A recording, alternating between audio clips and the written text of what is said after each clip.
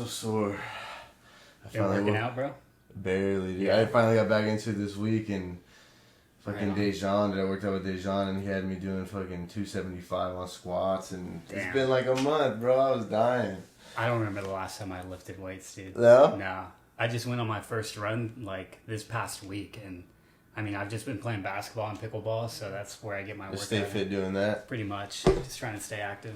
But yeah, it's episode 38 of the 100 podcast. I brought in my boy Jonathan Saenz again. Another La Quinta guy. Let's go. I'm sorry, all my listeners. It will change at some point. LQ. But I gotta rep LQ for a while.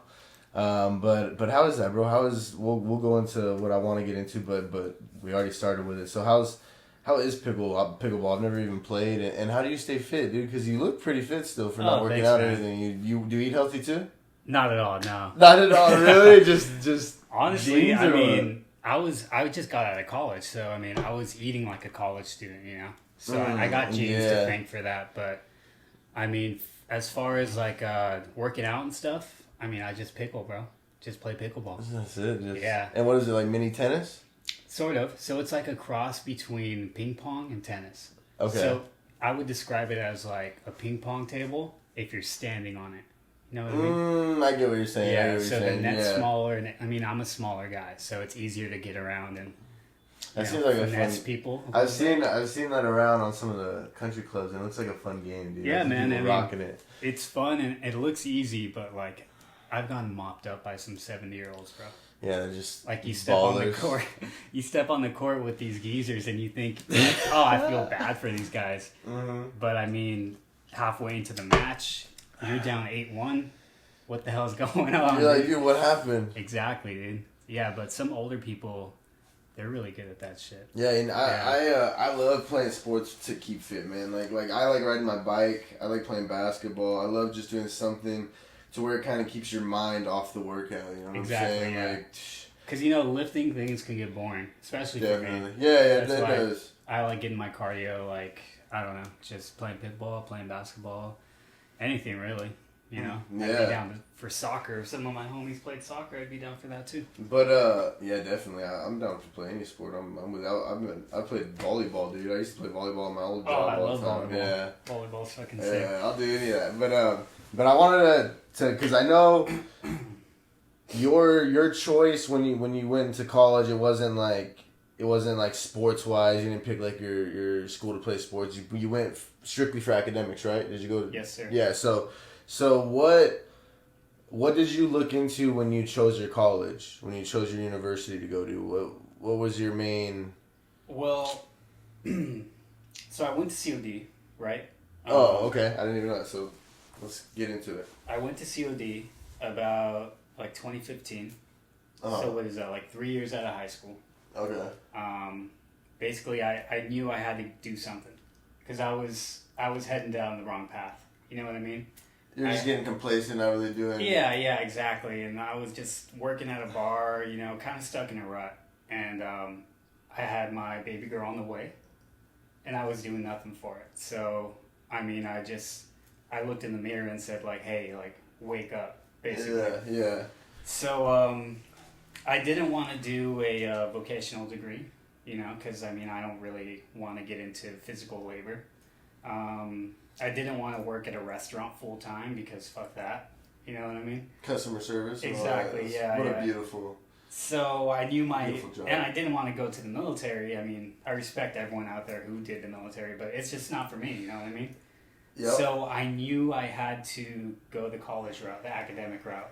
So yeah, I went to COD about 2015, and I got my associates in journalism because I wanted to be a sports broadcaster at first. So that was my main goal. But once I graduated COD, I was like, journalism's not going to do it for me.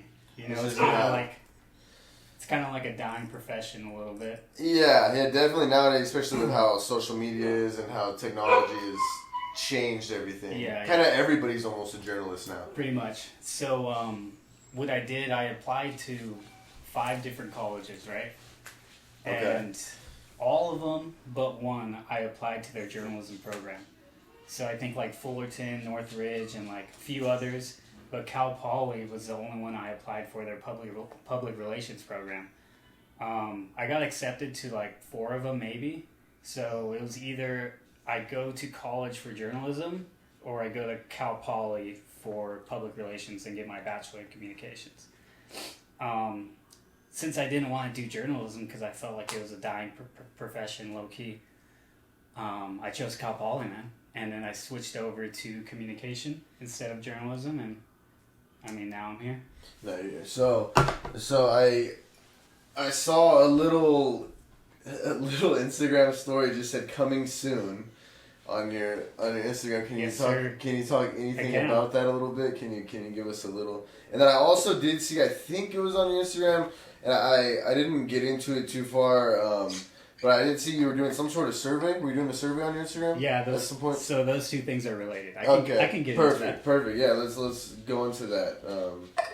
If you can. Yeah, so I don't know if you took the survey. You don't have to. No, I actually didn't. I didn't end up taking it. I saw it. I meant to, For sure. you know, I got kids like you do, so Yeah, life kind of just kids crying. You do something. But yeah, man. I'm gonna try to start a magazine, dude. So I'm gonna start a magazine here based on the Coachella Valley. And it's going to be highlighting creative individuals from the Coachella Valley. There you go. So, Yeah. do you have a name for it or anything, or are you kind of keeping that on the down low? I do have a name, but I am keeping it on the down low. Actually, dude, I was planning on leaking a cover, dude, just for you, for you. Okay, all right. Okay, and then there are. When you some leak it, can I rules. walk it up to the? No. Oh no. Okay, That's one of the okay, rules. Okay. So I'm gonna show you this, bro, and all I want is your initial reaction. Okay. Okay. So you can't read what's on the cover. You can't describe just what's be like on the whoa cover. or whatever. Yeah. Just however you want to react to it, Legit. react to it. Okay. And then after this conversation is done, you cannot speak of it. Okay. Gotcha. So this is exclusive. I'm with you. I like this 100 podcast exclusive, but you guys don't get to see it. I just get to. Yeah, maybe in a few months I can drop it, but for now. So here's our cover, dude. Oh. Okay. Okay, I like that. Yeah, you like that? Yeah. Yeah, so I'm not even gonna ask you any more about it. I'll ask you after the podcast. I can touch on it a little bit. So basically, I wanted to do something with my degree, even though it's not like a professional job or getting hired somewhere, you know? Because I don't want to lose any of the stuff I've learned in college, so might as well put it to work my own way. You know what I mean? So it's like a little project I'm working on just to keep myself busy. And if it turns into something, that's dope. And if it doesn't, then I mean, at least I got experience from it. Well, you come off to me as a guy that wants to like do his own thing. Like you want to run your own business at some point, or so I definitely see. Obviously, doing your own magazine would go along those lines. Yeah. So yeah, man. Right now, I'm just looking for contributors. You know. Yeah. I'm looking for people in the Coachella Valley.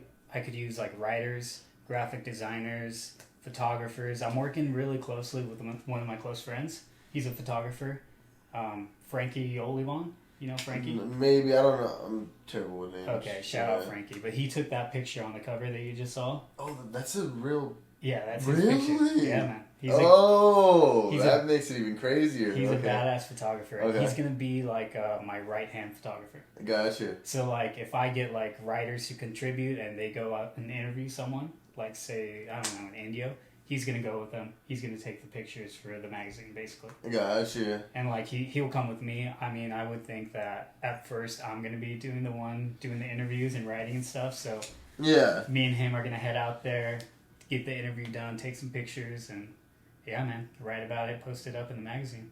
That sounds pretty legit. Do you have a release date? Do you have Not yet, dude. Not yet. You don't have an estimate? You don't have No. any? You're just kind of in the planning mode right now? I'm in the beginning phases, bro. It needs a lot of love and care, bro. So I'm taking my time with it, you know? I don't want to rush anything, dude. Yeah. What have you learned so far just from how little, like, just how far you've gotten so far? How like what have you learned, bro? Do you think it takes a lot more than what you expected doing your own thing, like doing your own magazine, your own business? Like, it's a lot of self-educating, bro. Definitely. Nobody really tells you how to do it, right? It's you got to figure it out. Yeah, it's a lot of just studying on Google, YouTube, stuff like that. Yeah. Because there's a lot of stuff that I have to do that you can't even learn in college. You know what I mean? Coming up with your own magazine. Unless you take like a magazine 101 class, but I mean, those are kind of rare unless you're majoring in I don't know, in magazine distribution or something like that. But yeah, bro, even though, I mean, in college I dabbled in a lot of stuff. I dabbled in photography. I took a few photography classes, so I know what a good picture looks like. I dabbled in graphic design, so I know my way around the Adobe suites, like Illustrator and InDesign. You like kind of know a little bit of everything. I got my associates in journalism, so I know how to interview and write an article. So, I mean, basically that's all you need to make a magazine, right? Yeah, definitely. But I still need more people because I mean, me and Frankie alone, we're not gonna be able to get it done. So. Yeah, you gotta just it'll build. You'll figure it out as you keep going. But speaking on the college experience, do you feel it's essential to go to a university? Do you think that was an important step in your learning experience compared to like a community college? Important. Well, I mean, I can speak for both of them because I went to both. That's what I'm saying. That's what I'm asking you. What do you feel like? Both of them kind of taught you the same thing, or did you learn different? Did you have different experiences in both?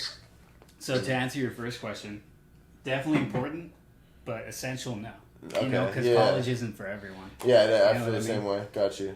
But at COD, I would say I learned more of the broad spectrum of education because they had me taking all kinds of classes. You got to get your general eds done.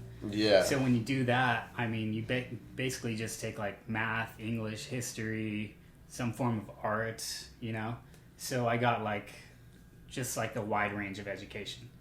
It wasn't until my last year at COD where I got to narrow down into my journalism studies. And that's when I saw how it would be going into Cal Poly. Because Cal Poly was all about communication classes and public relation classes. You're like, all the general ed was done, so you're like, okay, I'm just learning exactly what I'm going to get taught, basically. Pretty much. Yeah. So, I mean, I would say I did learn more in speaking in the broad sense at COD, but in the specific sense of tailored to what I want to do in the future, I learned more at Cal Poly. Does that make sense? Yeah, definitely. Yeah. What made you want to get into journalism? Did you have a passion for journalism when you were a kid? Did you have were you always reading magazines or comic books, or was there anything no, man, interviews, anything like that? Not even that, bro. It was just kind of I was like, all right, I gotta pick something. I gotta pick something. Oh my God. I hate math. Okay. I'm not a science guy. History is boring as shit. I don't want to major in English, but I like writing. Journalism it is, bro. Yeah, there it is. Public relations it is. You know what I mean? Yeah. Yeah, you just narrowed it down, and that was kind of the one you got pretty left much, with. Yeah. All right, man. Well, okay, I guess this is kind of how my podcast. I didn't really have a passion for the podcast or anything, and then it just kind of happened. I listened to the Joe Rogan Experience so many times, and I was just like, I'm not really doing shit. I'm just gonna try it, and that's just kind of where I just got to that point where I was, I don't know, might as well take a shot. If you're gonna be inspired to make a podcast by anyone, Joe Rogan's a good start, bro. Yeah, he's the father of all podcasts. Did you ever hear? Did you hear on the Spotify deal about his Spotify? No, what's going on? He just signed a licensing deal with Spotify, so he's gonna go exclusively to Spotify in September. So he won't be on YouTube anymore. He'll clips. He's gonna have videos on Spotify. That's what he said in September. So That's pretty cool. He said, and I'm guessing they were saying it's upwards of 100 million plus the deal he got. Yeah, so podcasts on their way up, man. It's kind of crazy that he went exclusive to Spotify. That trips me out. Yeah, dude. I didn't even hear about that until now, actually. Yeah, and it's crazy. A little side point from that is Spotify's stock that same day after he signed with Spotify, their stock went up 10%. Really? Just off of that. Just shot up like crazy. Yeah, they're like, man, That's cool, man. I don't really fuck with stocks too much, but... No? I mean, You fuck with any sort of investments or anything like that? Any sort of like, you ever look into it? Any cryptocurrencies, anything crazy like that? Yeah, I was on the Bitcoin train. Let's go, bro. What happened? Yeah. Let's go. What happened? I was talking to George Torres, and he was just like, bro, you know George, right? Yeah. Shout out George Torres. He was like, bro, you need to hop on this, blah, blah. I've invested X amount of money, and I made Y back. And I was just like, okay. I mean, this sounds legit. I'm going to do it. So I took a large portion of my savings, bro, actually, and I put it into Bitcoin. And when it started going up, this was before it went up to 20,000. It was probably like at, I don't know, 12 at this time. And I was like, all right, I got to pull out. Yeah. So I made like a cool 1,000 off of it, and then I was like, I'm not gonna fuck with it anymore. Yeah, this isn't really you don't really understand it, so you're exactly. Like, I mean, I mean, again, I self-educated on it, but it was just like, this is my money that I'm working. Yeah. So I really want to like risk it all with that, but yeah, man. So you haven't tried any other what's kept you away from stocks? If you tried crypto, what? You like stocks? I've just been busy with other stuff, dude. I haven't had time to actually sit down and I mean, I have Robinhood, but it's just like I don't really use it. I have Robinhood too, and yeah. I don't use it. I use it a little bit. I've just gotten into stocks a little more. I've learned how to definitely cut my losses a lot more. Yeah, I've had some bad losses in my time. Yeah, man. See, I hear so many stories like that, and it's just like, is it really worth it? Like, if I just save my money, you know? Yeah, but once you start figuring it out and you can kind of keep from any of those big losses, man, that shit just adds up quickly. Like my buddy, he's already at the. Have you ever heard of like the day trader rule? So there's a day trader rule. So you have to get to 25,000 in your account, and then you can be a day trader. So you basically buy. Because if you don't, you can only do 3 trades within a week. Within 5 days, you can only do 3 day trades. So is this on an app or something? This is on any stock, anything. Okay. So that's the day trader rule. It's like a law, some stupid ass law they get. So like poor people can't make money. Basically, that's what it is. So if you have over 25,000, you can do any day trade. So you can buy a stock, and once it goes up a penny, you can just sell it that day, and then you can buy it again, and once it goes up a penny, you can sell it again. And you can keep doing that over and over again. You just keep making your money, and he's already at that. That sounds unfair, man. It is. So if I wanted to drop, I don't know, like $1,000 in the stocks right now, and it went up another 1,000, I can't sell it right away. Well, you can, but you only get 3 of those if you have under 25,000 in your account. So like every 5 days, so basically like every actual week, like work week, you get 3 day trades if you have under 25,000 in your account. So you can only do 3 of those. Okay. And those go quick, man. So like, let's say you get into a stock and it goes down, you get scared and you sell it real quick. That's one of your day trades. And then you get in one and it goes up. It's a penny stock. It goes up 30%. You don't know if it's gonna drop. You sell it. That's already 2, and that's in the same day. And now you only get, you got 4 days and you get 1 trade. That's only if you're under 125,000 or over? Only if you're under 25,000. Under 25,000. And if you're over, you can do whatever you want. If you're over, it's unlimited. Yeah, see how fucked up that is? Wow. Yeah, bro. So the stock market is a little sideways, but I was trying to just say with him, I guess, is he's kind of proven to me that you can definitely make money. Like he's done a lot of his due diligence and a lot of research, and he knows how to read the charts and read all the fucking. They got all these crazy charts, candlestick charts, and all that good shit. For sure. Yeah, see that? I mean, it sounds legit for sure, but like again, like I'm not a math guy. You know what I mean? So I get you. Yeah. What about? Do you watch sports? Yeah. Are you a sports guy? Who are your teams? And football or baseball? What are your sports? I watch basketball, football, a little bit of baseball, and soccer every 4 years. Okay. I like any team LeBron is on, bro. The GOAT. Dude, let's go. Dude. So I was a Cavs fan. Cavs fan. Now I'm a Lakers fan, bro. That's how I am. I'm exactly the same way. Yeah? I am a LeBron And I get follower. bagged for it, bro, but he's such an unstoppable force. And I'm like, why you guys even hate on him, dude? This is good basketball, any problems? bro. Yeah. Anytime he steps on the court, that's like the epitome of basketball right there, dude. He's the GOAT, man. You can't even deny it. But I have been a lifelong 49ers fan. Okay. So that's my team, dude. I'm a diehard for them. Have you ever got into sports betting or anything? Yes. How's that? Heavily, bro. So is that how you like to invest your money? Heavily, yeah, I guess so, right? Not stocks, betting, because it's more fun. I don't know. I feel like I'm with you on that. I wanted to get into it, and I don't know how to. What do you have an app or do you have a website you go to? Yeah, it's a website. So again, I was doing this with George Torres. Again, I was doing this with George Torres. We were on MyBookie and Bovada. Okay. Yeah, so I don't really do the FanDuel or like all that stuff, but that's more for like daily fantasy sports. Yeah. So yeah, dude, we actually purchased a subscription together for this guy. I forget what they're called, but it's a guy who basically gives out picks, exclusive picks, and his win percentage is like 70. Ooh. So if you follow those picks, if you pay for the subscription, follow those picks, I mean, you're going to make some money, right? You're pretty spot on, yeah. So we were betting a lot of college basketball because that's what he was focused on. So George and I were talking every day, just like, okay, place 100 on Villanova to score this much in the first quarter, and then like parlay it with Northwestern to score this much. So like it was stuff like that, but bets daily, and like we ended up up. You know, we were up like $300, but then COVID happened, and everything stopped, and we had nothing to bet on. So with the website we were using, MyBookie had an online casino. So we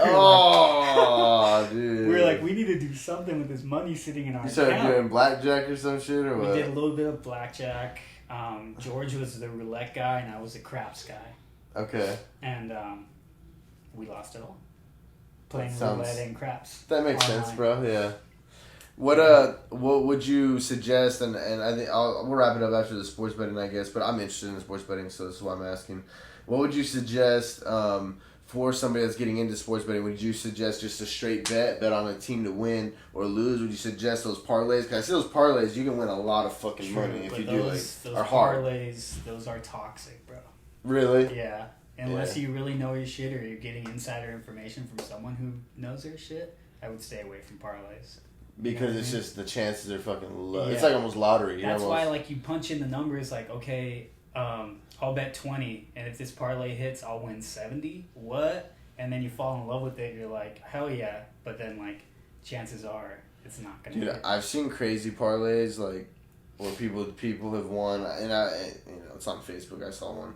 And it was like a 20-team parlay. Dude bet $20 and won like fucking $20,000 or some crazy shit. And you're like, what the? You can do that? And it's like, that's like probably the only guy that ever did it. Probably. That's one in a million things right there, though. You know what I mean? That'll happen 1 in a million times, and it has to happen to somebody. So you're gonna see those. You're gonna see those, but they are very rare.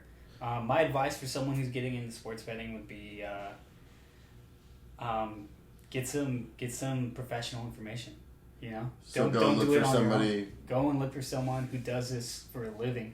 Go off of their picks.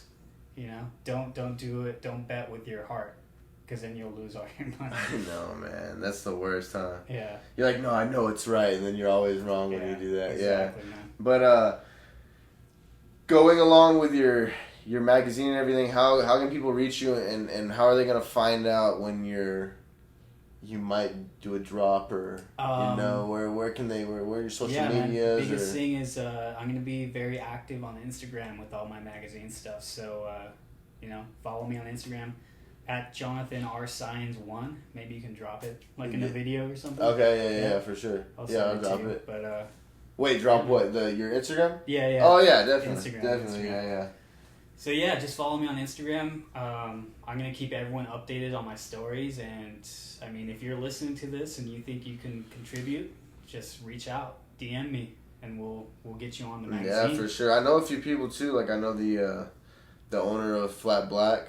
Do you know Art and Ink? Flat Black Art and Ink over there at Palm Desert Mall. No. He's like. See, this is what I need. I need to.